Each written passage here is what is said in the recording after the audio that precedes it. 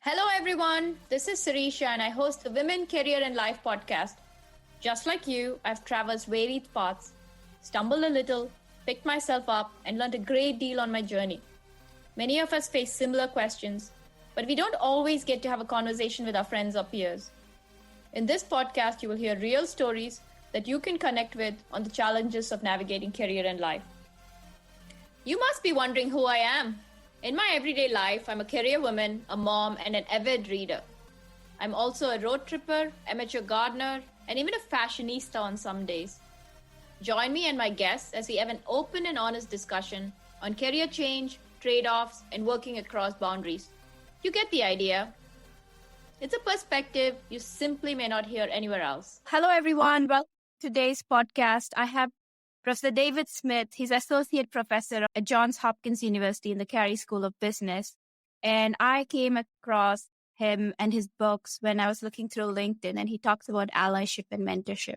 David, an academician who's written not only a book that impacts men and women when we're building allyship and sponsorship, but it also ways to be practically implementable from his research activities. He talks to various organizations and various forums, and this gives us a pathway forward. And he talks about the 3 steps towards building allyship. How do we step into this? Because it's not a place of comfort all the time, and how we can do this and make mistakes, and it's okay to learn from them. Listen in to this full conversation and see what you can do and what impact you can have, and also really what you can get to take home with you that impacts your family and your community and the circle of life that we live in. David, thank you for being here. By the way, you're the first academic on the podcast, which is exciting for me. I spent quite a bit of time in graduate school, and I'm really looking forward to hearing your perspective on things. I listened to your 2 books. I listened to Athena Rising, and you have the second book out called Good Guys. Athena Rising is about how to mentor women, for men to do it. And I think that's what the unique perspective is, how men can do it and be mentors. And the book is written to men, not to women, which I found very interesting, because listening to it, I was like, oh, this is how they're thinking. This is how they're feeling. Because for me, it's very hard to process that. And let me just actually finish your introduction. So David actually is a researcher, speaker, and writer. His work is on gender, work, and family. A lot of his discussion is around allyship, gender bias, how women come across as leaders, how that is viewed. Also looking at 2-career families, the caregiving responsibilities, and a lot of discussion around that. All very relevant today. That's at the forefront, and we should be talking about more. And I'm glad we're having these conversations, because a lot of reframing needs to be done on what it means. As you listen into the conversation, you'll see some of the discussion going on. So stay tuned in to hear more. So David, before we jump into the book, maybe you can give us some background of how you got through your journey and into this research field that you're currently in. Absolutely. And thanks, Suresh, for having one of those nerdy dudes on your podcast here. So it's great to be here with everybody. And yeah, I think a little bit more about my background is usually pretty helpful, because I think, again, you have a very female-dominated audience out there, that women often looking to understand more about why men engage in doing this work. What's the motivation, understanding that. So I think that's helpful. And for me, I got my start in my career in the military. So I spent the first 30 years of my career on active duty in the Navy, most of it as a Navy pilot, the last 10 years or so as an academic, as a professor at the U.S. Naval Academy. A lot of my early experiences, I think, in the military were the beginnings of my motivation to do this work and understand it later as I got into grad school and then my own teaching, and really seeing for me where my partner, my wife, who also was a military officer, naval officer, seeing these parallel careers and having these conversations about a lot of the unique differences and challenges that we face, things that she faced that I never saw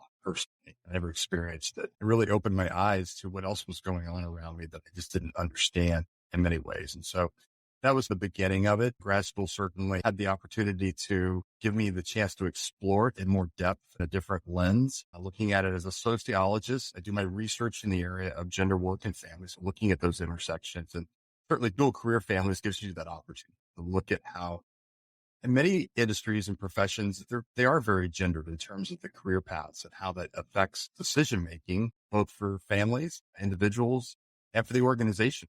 How they're helping people to advance in their careers in a variety of different ways, or maybe some ways very subtly not helping them to advance. And So that was the beginning of a lot of the research that I did. And it's been the last decade where I have focused this research around our two books. And that started with my collaboration with my co-author, good friend, colleague, and co-conspirator, Brad Johnson. And Brad and I were teaching together at the Naval Academy, and he's a clinical psychologist by training and has focused all of his research in the area of mentoring and developmental relationships in the workplace. And one of the things we noticed early on was this overlap we had in our research about the inequities related to access and the quality of developmental relationships, including mentoring, sponsoring, advocacy, just friendships and other collegial relationships in the workplace. So we started our focus thinking about how do we engage more people in being involved, especially as we think about majority identities and white men involved in doing the mentoring, doing the sponsoring, because again, not that men have to sponsor or to mentor women, or whether women need that from men, but it makes a difference in terms of the access to power and influence and resources in an organization. If men are not doing that, and we don't see the same access there. So we were trying to understand really, how do we motivate and how do we engage with men to help them to become better, more inclusive mentors and sponsors? And that led to the research we did for our first book, Athena Rising. Came out 2016. And we were busy working and with lots of organizations and leaders. And of course, Me Too went widespread that next year. And that really changed the conversations we were in, and the landscape of those conversations, that wasn't just about mentoring and sponsoring, but more broadly, how do men show up as allies in the workplace? And what do women tell us that they most appreciate in their male allies? What do they wish they could be better at? What are best practices? And so that led to the research that we did for our latest book, Good Guys, How Men Could Be Better Allies for Women in the Workplace, which came out in 2020. And yeah, excited to be able to maybe share a little bit of the best of for both of those.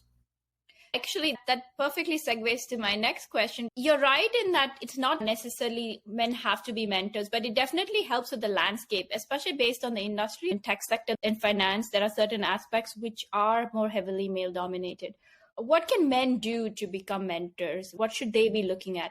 And how can women have those engaging conversations as well? Let's be clear. It helps to have those relationships, not because they're going to pave the path and make it simpler, but to be privy to a lot of the conversations, because it's very hard to get access if you don't know what's going on.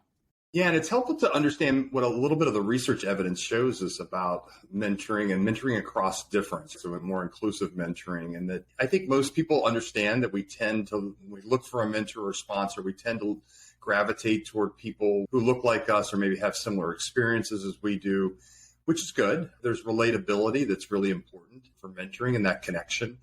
But there's also, I think, the opportunity to learn more from people who are different from us. And I think that's one of the advantages we see. And certainly access for people who have more access to power and influence and can affect decision-making and know more opportunities and resources, that's important as well for out there. And we find that when women are mentored by men, they have greater access to lots of those resources. And certainly we see things like they make more money, they have more promotions. And at the end of the day, that's not because men are better mentors. That's because men have access to those. They're more likely to be in those positions of power to be able to do some of that advocacy and the sponsorship that also comes along often with mentoring out there. And the other part of it that I think is important as we think about how do we encourage or engage men to do more of this is understanding that there's something in it for them, and recognizing that when we have a more diverse network of mentees, as well as we have a more diverse network of mentors, that, again, there's a lot of great benefits there. And we see things like an increased access to different kinds of information, which makes us more successful. We have more diverse networks, both inside and outside our organizations.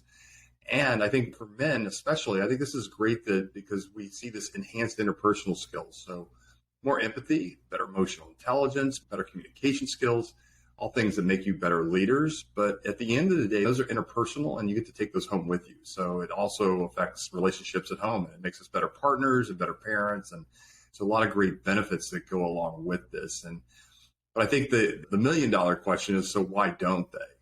Why don't men do more of this? And so that was an interesting part of the research that we did, was really getting to understand what's holding us back. Why don't we do more of this?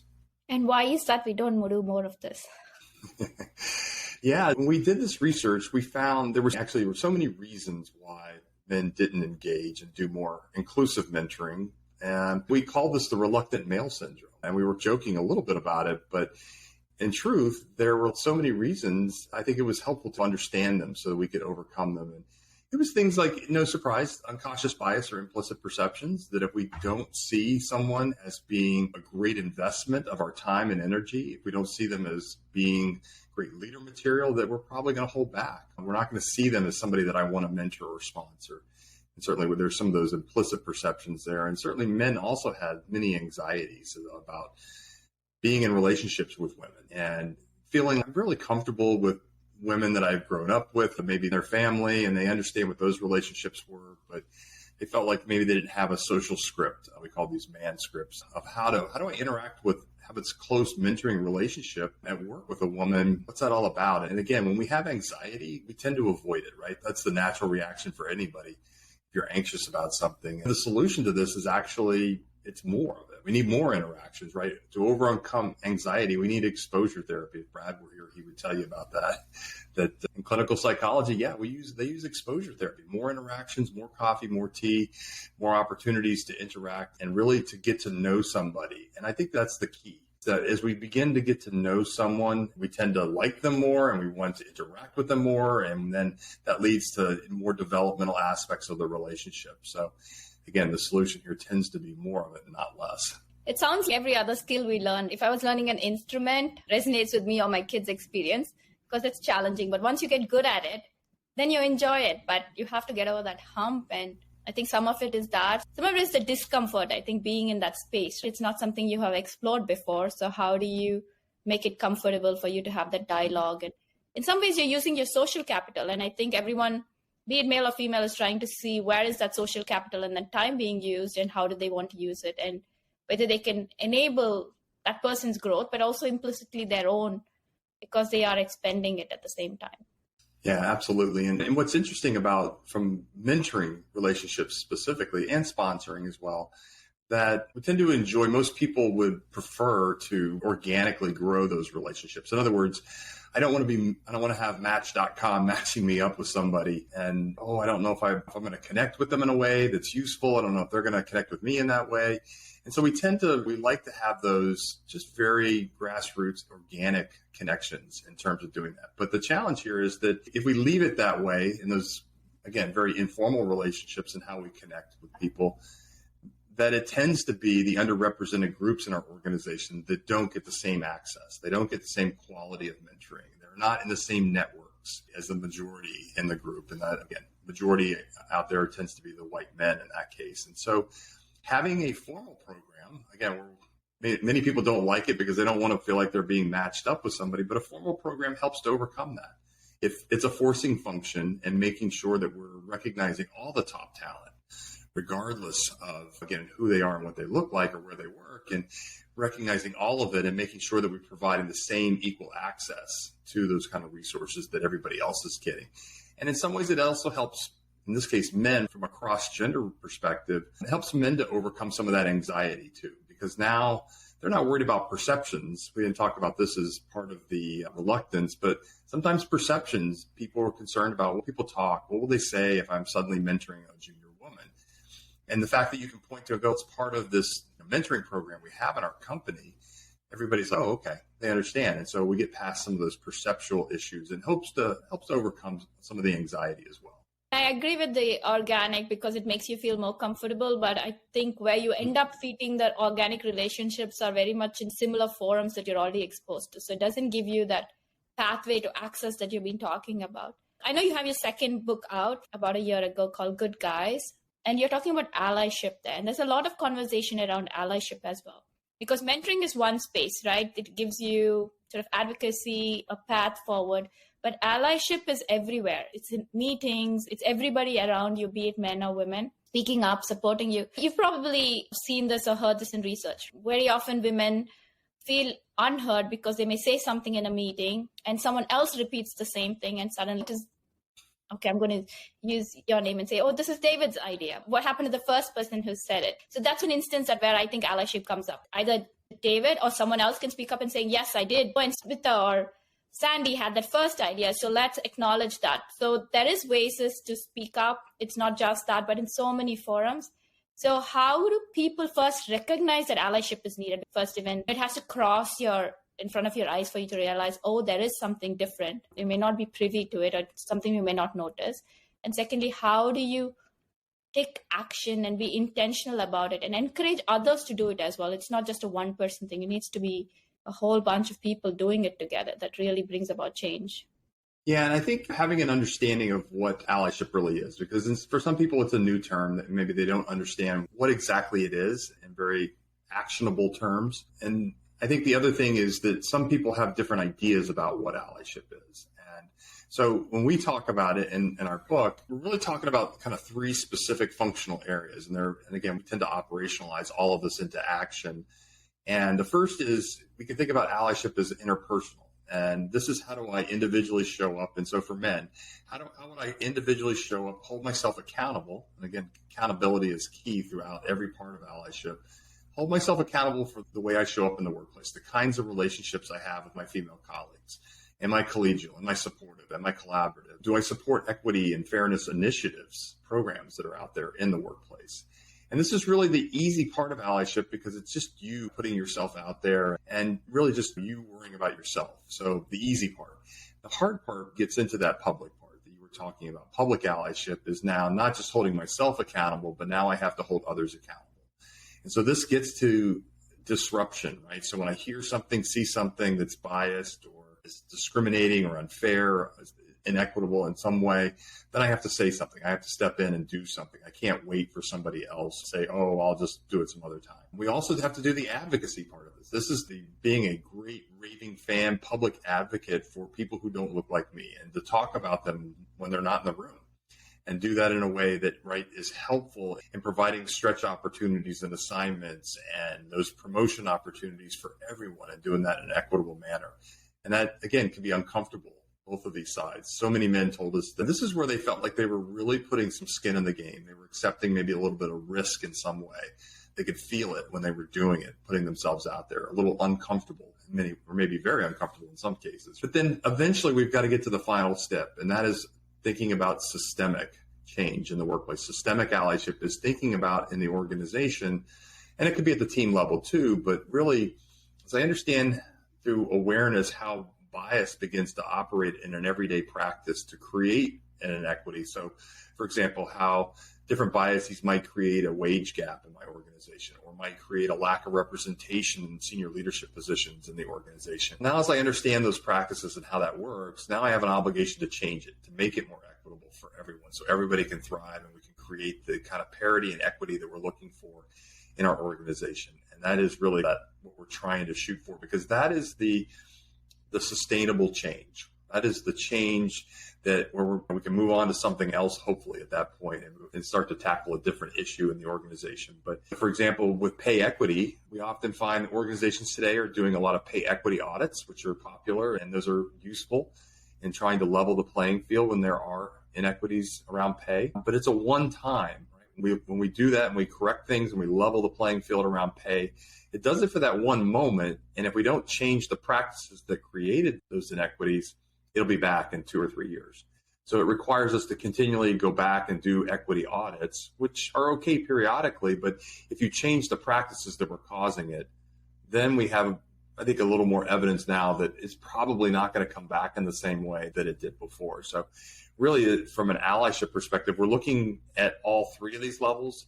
People are in different places. We look at allyship really as that journey, and we need to meet people where they are, understanding their motivation to do the work, and then where they are as far as awareness and understanding and intelligence to do the work. Because if you don't understand the challenges and problems that people are facing in the workplace, especially things that you haven't experienced, it's really hard to put some of the changes that are needed, the corrections that are needed in the workplace, put them into action.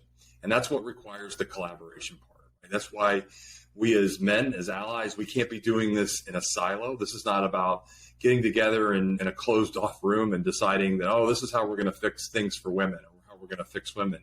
No, we have to partner with women. We have to collaborate with them, come alongside and decide how we're going to do this together, and to solve this, because again, we often don't have a good enough understanding to be able to do this. And it takes some time sometimes to develop that awareness. We spend a lot of time talking about how do we continue to develop awareness along the way on the journey. And certainly being an ally from a gender perspective doesn't necessarily make you an ally from a race or from a able perspective or a sexuality perspective. That's just your understanding of your awareness around the idea of gender.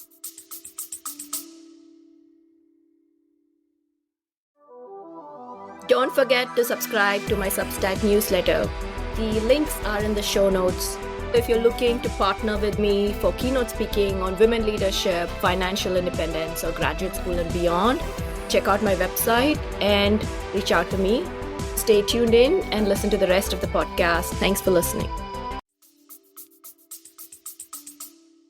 Very true. I like how you stair-stepped it. There's the personal space, then there is your sphere of influence, and then you're talking about the organization. And you're right, one-time audit only levels the playing field there, but the inequity builds itself. You don't fix the root cause of the problem, right? That's where it comes down to. Like right now, New York and some other states have paid transparency. So that actually is a great systemic way of changing because now everyone has access to it. Interestingly, a few months ago, I saw on Twitter for Happy Women's Day, I think it was. And every company that tweeted, that nonprofit organization showed what the pay equity difference was. So they kept getting called out and you'd see them take off their tweets. And I thought that was a great way to show transparency, like, oh, here's what it looks like. And it's not the best forum to do it, but for you to realize that there is a general difference you need to go address and not be blind to. Yeah, that transparency is really important, both from an individual level as well. Individual people be transparent about what you're doing, why you're doing it, and then how you're doing this on a more broad basis. But also the organization. And I think that was part of it. It was you've got to be transparent about what you're doing because others will help you be transparent, as they were in this case, which I thought was really interesting. And because otherwise, I think, and this is what we've seen a lot more of around a lot of conversation around race, but also gender, around performative allyship. That, hey, you don't just get to post something on LinkedIn or Instagram and say that, oh, that's it. That makes you an ally and you're doing your fair share. And that's what I think this group was getting to, was the transparency, but also, hey, this is not, you can't just be performative in doing this. You actually have to do this consistently. You have to take action. It's not about just posting something on social media to make yourself look good. True. And I think the other part is when you talk about gender and race and sex and everything, and not just women, the lived experiences are different. No matter how you hear someone's story, you want to be their ally, the lived experience is not something you can experience. My experience being an immigrant from India coming here is different, and as a woman of color, is different from someone else who's come from another place, or even maybe 10 years after me from walking the same journey as me, because their experiences are different. So there will be always some differences, but how to find the common ground and have that collaborative relationship. Because to your point, when you want to make the systemic change, organizational change, or even in your microcosm, inviting the other people to the table so that you can have a just open discussion, because you have to hear that. And it's also good when we're talking about, in your case, white men, they have their own perspective. So it's good to hear their side of the story, because for the longest time, that's how the workplace was structured. So to understand how it was structured that way, to get access to that information, going back to your mentoring, getting access to the power structure, how does that work, so that we can learn from that. It's not to close off doors between everybody, but giving each one the opportunity to learn the other's perspective is the only way to move forward in this. Yeah, the developing awareness is so important. And there are specific skill sets and ways to think about doing this that we can be very intentional and deliberate about it, that I think is helpful as we think about starting the journey in different places. And part of it is just having some humility, that to understand that people may be experiencing the workplace differently than I am. And I have to be open to that and to be able to really seeking those other perspectives and looking for them and doing some self-educating and then looking back into my own organization, having conversations with colleagues and asking, hey, can I talk to you about some of these things? I'm trying to really learn about it, and helps you to make a better workplace, but also to be a better leader. And part of that is not making assumptions about people, right? Because that leads to stereotypes. It leads to generalizations. They're not appropriate, not true, and they make us less effective too. That because you share something with me, I can't necessarily translate that to all immigrants.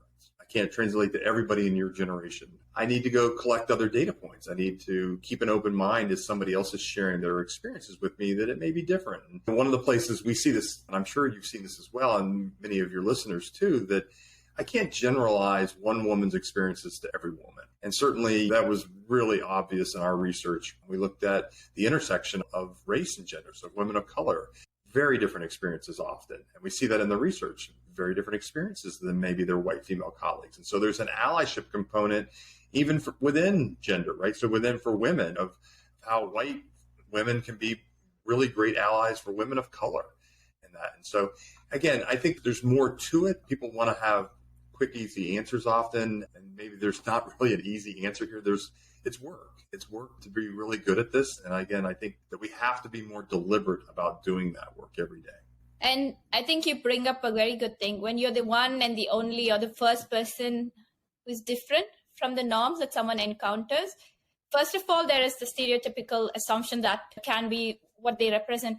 Actually, it puts a lot of pressure on the one and only person, because I remember when you go to graduate school and stuff, you're representing your culture, your place, and you're thinking the next hiring decisions could be based off of how you come across. And whether that's true or not true, that's a lot of unintentional pressure, because you are showcasing who you are. You're told, make sure you come across like this. When you're going off, do this. And it's something you have to give a lot of thought to. And you may not be representative of everyone, or you obviously are not going to be. I come from a country of 1.3 billion people, so by no means am I representing everybody.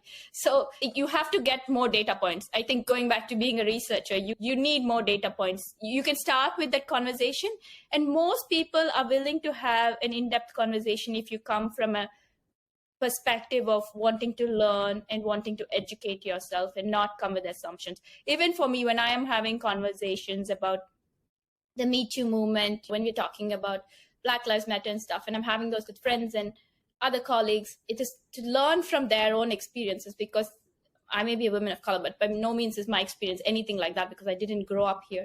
So blending that, and that's the only way. How do you address them? Even that's a question I sometimes have. What am I allowed to use? What can I call and what can I not call? Because it's a constantly changing dynamic, and you don't want to step foot in the wrong space and say something that is not right.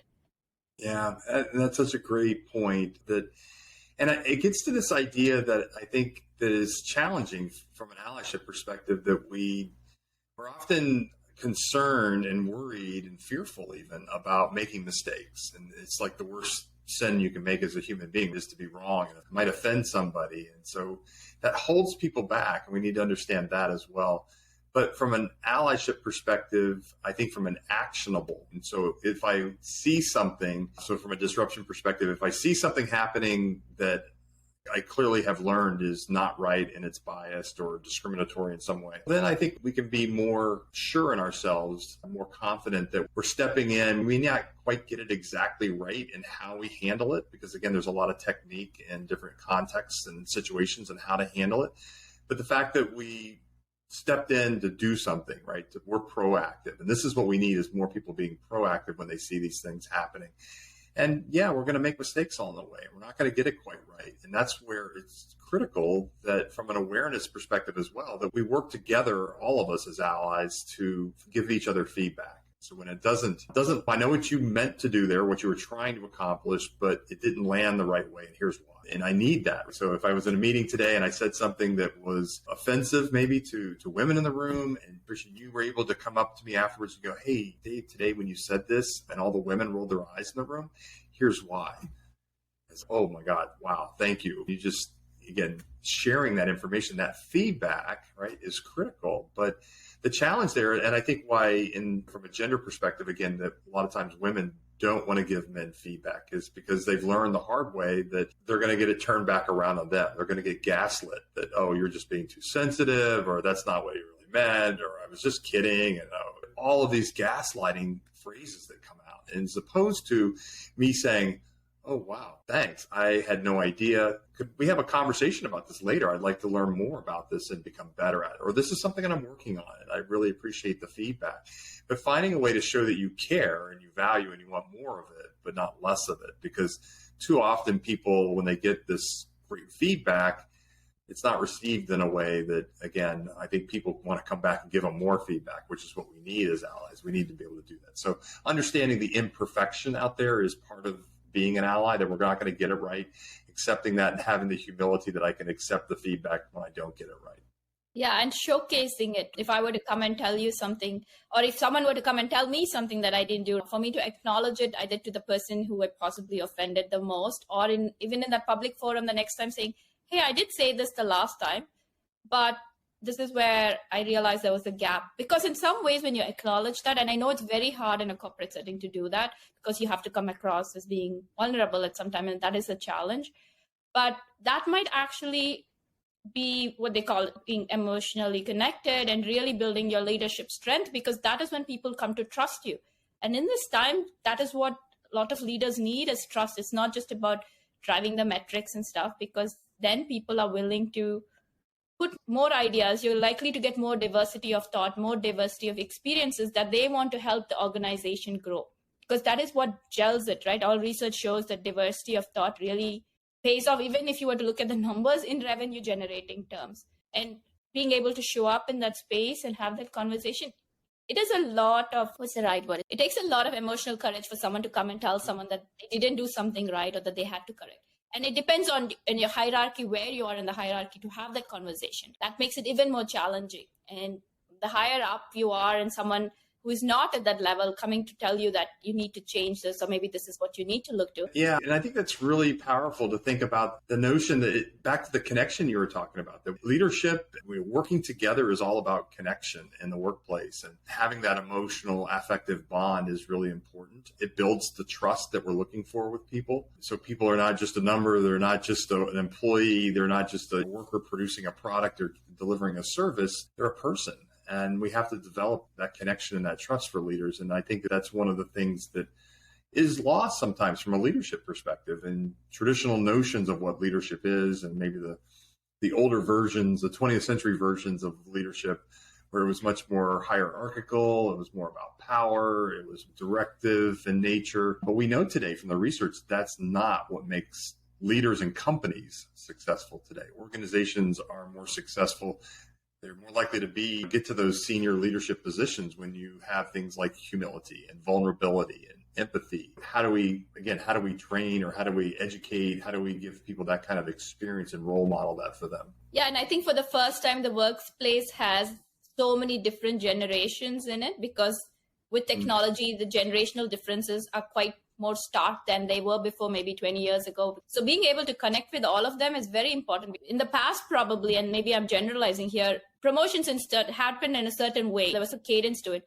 Those norms are not the same anymore. And it's very disruptive in a good way.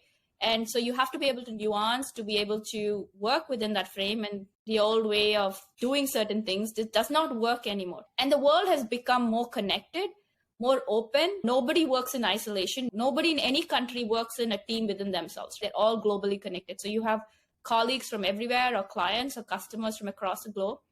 So cultural challenges are also there. You're trying to understand how to connect with someone else from a different culture, their time zone, being cognizant of what time you're connecting with them, what their policies are and stuff.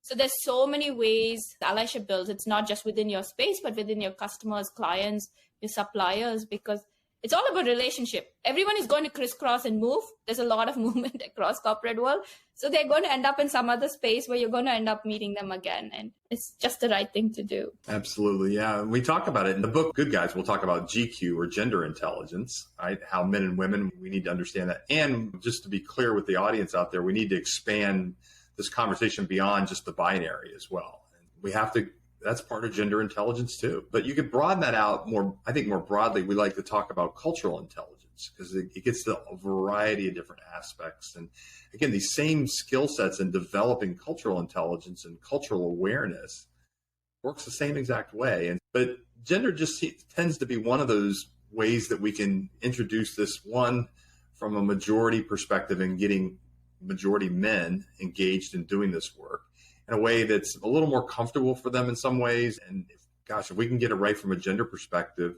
it really, these skills translate. They're gateway skills to other forms and dimensions of diversity and allyship. And so just remembering that, again, just because you're maybe become really skilled and aware and have a lot of great intelligence around gender, but maybe around disability, I'm in a very different place and I have a lot more work to do in becoming, again, developing that awareness, that intelligence, so that, again, I can collaborate with my colleagues.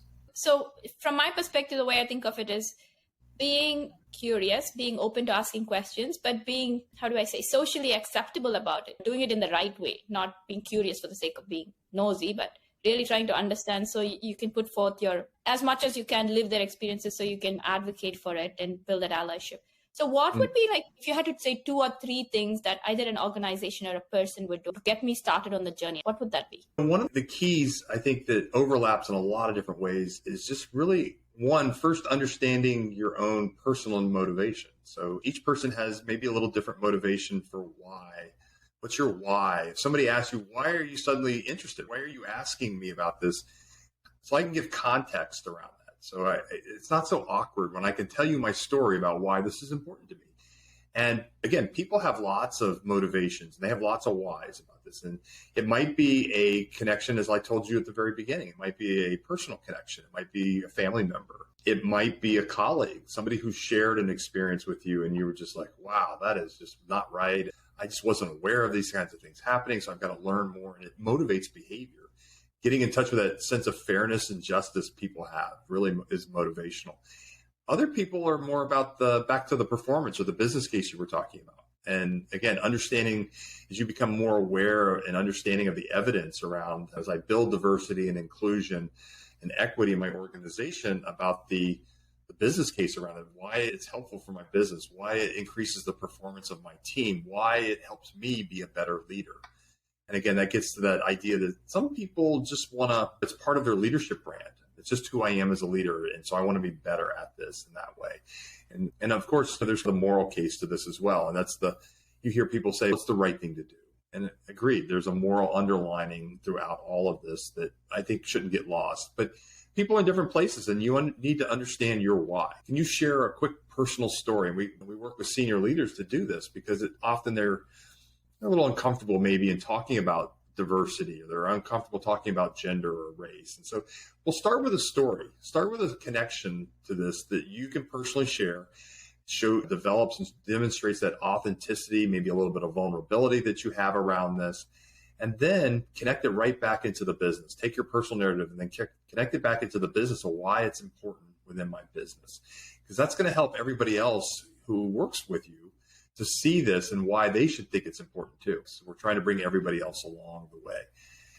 The second part I would say is we're in developing always along the way, no matter how senior you are or where you are on this journey, we're constantly learning. So we need to continue to work on honing our listening skills and listening in a way, again, not to necessarily to solve somebody's problem, but to listen to see perspective, to really understand, to begin to develop. This is how we're going to really get to the problem solving and doing it in a way that's more collaborative, right? Of how I can, at the end you go, wow, I didn't really understand that. Now I really appreciate you sharing that with me. And I'd like to think about that. And then maybe we could have a conversation about what are the ways that I could best support or help in creating change so that it'd be a better experience for you and for others in the workplace. I'm not here to necessarily to rescue or to fix you or anything in the system, but there to collaborate because maybe it's something that you want to personally do. And it's not for me to do, but it's me to support you in the work that you need to do to create that. And so it changes and it varies. And so we just need to be open to asking that. And those listening skills are really important as we go through that. And I would say the final thing is remembering that you don't necessarily need to call yourself an ally. Again, this gets to the performative aspect. Just do the work. Do it every day, show up and think about the way that you show up in the organization, the interpersonal part of this, and how am I being a good ally today? And just continue to do that work. And if others call you an ally, then that's great. You should feel good about that. But you're an ally for that one person, not necessarily for everybody. And again, you got to go back out there and keep doing this day after day. Very true. And I think same thing goes for mentor. You don't have to be labeled that tag as much as you can. Especially if you're not in a formal mentoring relationship. It might be creepy or awkward or weird to call somebody your mentee if you're not in a formal relationship. Again, if somebody calls you, they identify you as their mentor, feel good about it. That's great. But that doesn't mean that you need to claim that title. Very true. And you were talking about leadership and women. And when you're looking at the space for executive leadership, I think some of your research talks about presence and how they're perceived. Can you walk through that? And what does your research show and what is it that can be done? So there's a lot here, obviously, with this one. Some of the challenges we know, the biases we often find from a gender perspective relate to, again, women's competence and women's agency and how they're seen as leaders and how that perception part is really important. How do we begin to shift and change that? And so much of the focus has been on how do we help women change to adapt themselves to a very traditionally masculine workplace. And to some extent, there's a functional piece in trying to get the job done today and tomorrow.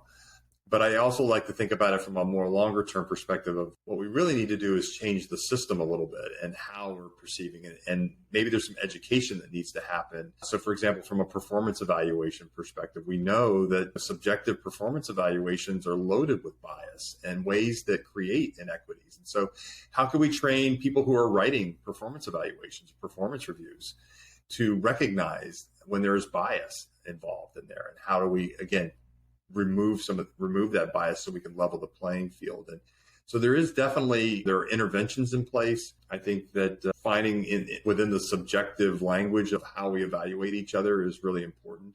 But I think there's also the agency piece, and this is how we use power and influence that becomes so important when we get to the managerial or the leadership level. And this is where we see a lot of the shift and change in the workplace, because in a lot of workplaces today, they're doing a better job of recruiting, hiring more balanced pools of talent and more diverse talent. But then we get to the first rung of management or the first rung of leadership, and that's where we begin to see the big differences there. And a lot of that has to do with the exercise of power and how that's done. And there's a lot of stereotypes there that we need to bust and recognize when they're being activated and how it's having a negative effect on the development of our leaders in the organization. And I think, again, there's just a huge educational component to that, awareness component to it, that it's easy to educate to it. And then we have to think about how do we hold leaders accountable for it in doing that work. And how do we measure it? Most cultures do work around measurement. I know it's a bit subjective, but still, I think having some markers when you're looking at promotional rates, and I want to clarify this because people do ask these questions sometimes. The women are not getting promoted because they're women. They're already incredibly capable of doing the job. It's giving them access to that position, because research does show that men are judged on potential while women are looked at performance. So there's already that sort of inequity built in. So how do you bust that bias and give everyone, I think of it as a level playing platform, right? If you give one person the access, they're always going to have a step ahead. So you continue to build, like even your wage gap, you continue to build that inequity. So you have to give them both the opportunities similarly and level it out. Absolutely. And there's that potential piece is important. Very true. So all of this research, you started out by actually talking about your wife and what you saw when you were getting into the space. So what has your research impacted, if you don't mind me asking, in your personal space? What of it do you take home with you? Wow. Yeah, so much of it, because I think this is one of the key takeaways that we had when we did the research for Good Guys, was that at the end of the day, one of the things that is really helpful in changing behavior in the workplace is making sure that we're doing it at home. And so we always talk about, at the end of the day, gender equity in the workplace starts at home. You can't separate one from the other necessarily. And that if we're not being equitable, equal allies at home, and that means everything, again, most of us are in dual earner families because that's just the way the world's built today. That is the majority of families. That if we're not doing equitably at home, then we're starting off at a disadvantage. And we already know that women in most cultures do way more of the domestic responsibilities, most of the caregiving. During the pandemic, even a lot of the homeschooling that still continues to this day. And then even more, it's just beyond some of the physical tasks, it's the emotional labor. It's the cognitive labor, the keeping track of things, the lists, the planning, the organizing of all the things that often as men, we're just oblivious to, or we're making assumptions that she's got it and I don't have to do it, or I don't need to do it. And again, if we're going to get to leveling the playing field at work, we've got to begin doing our fair share at home, because it begins to change our behaviors in the workplace. And if I know that it's my responsibility, I am the primary caregiver at this time, that, hey, when the phone call comes from the school to pick up a sick kid, it's going to come to me. And then when I have to leave work early, I'm going to have to tell people why I'm leaving early. And that begins to normalize things. If I'm very transparent and visible in doing that and leaving, and people seeing it and recognizing that, no, that's it. I would like to revisit the question of caregiving, which I think you've reframed as a leadership issue and not a women's issue. But in the interest of time, let me move to the question I ask all my guests. And if you're okay, we can continue this at another time. Sure. So what is the advice you would give your 21-year-old self in career and life? Wow, the 21-year-old self, that was like eons ago, it seems like. Stay curious. For me, I was obviously most of the time part of a majority identity in my workplace, and that as to keep an open mind and continue to look for other perspectives, and remember that, again, people are experiencing things often in the workplace that we just don't understand. And it's hard if we don't build the connection to be able to share those experiences for those people to really have an opportunity, have a space, a forum to talk about them.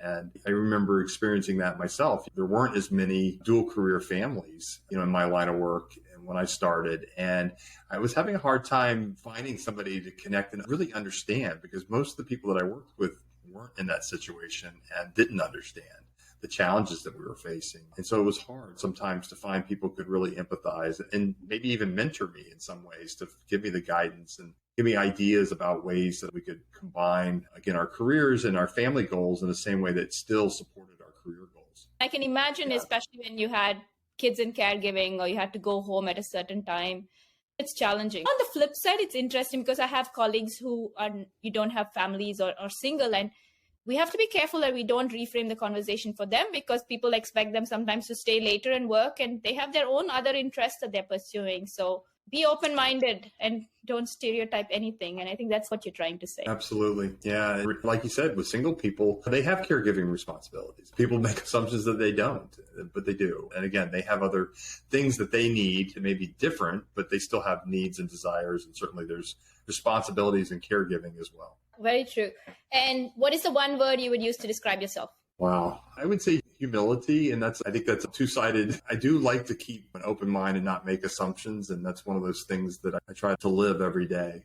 And I think your research has been a great forum. And I'm glad you're actually researching that, because it opens up not just people's experiences, but data showing that, right? Some of us live off data. So it's great that you're enabling that conversation through that sphere and in the academic world, pushing it towards industry. I would love to hear from you on what tips that David gave resonated with you or that you might have implemented.